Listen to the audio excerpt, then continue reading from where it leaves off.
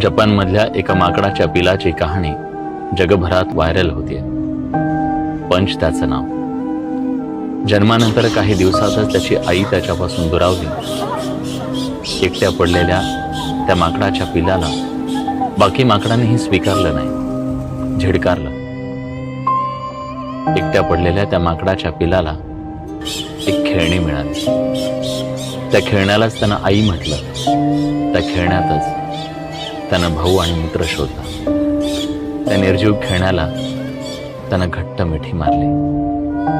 त्याच्या एकटेपणाची ही कहाणी आपल्याला सगळ्यांना एक गोष्ट सांगतेय, ते म्हणजे तुमच्याकडे कितीही पैसा असू द्या, कुठलीही गाडी असू द्या, कितीही फ्लॅट असू द्या, पण जर तुमच्याकडे तुमचा हक्काचा माणूस, त्याचं प्रेम आणि आधार नसेल तर हे सगळं झूट आहे.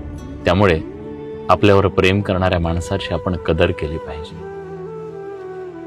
आणि एक कटू सत्य सांगू, तुमच्याकडे कितीही धनदौलत असू द्या, तुमच्याकडे कितीही पैसा असू द्या, पण एक असा शब्द आहे ज्याची उणीव कधीच भरून निघू शकत नाही. कुठल्याही बाजारात ती मिळू शकत नाही. ती म्हणजे आई. तुमच्याकडे जर आई असेल तर तिला जपा, कारण या जगात अशी अनेक माणसं आहेत ज्यांच्याकडे त्यांची आई नाहीये मित्र.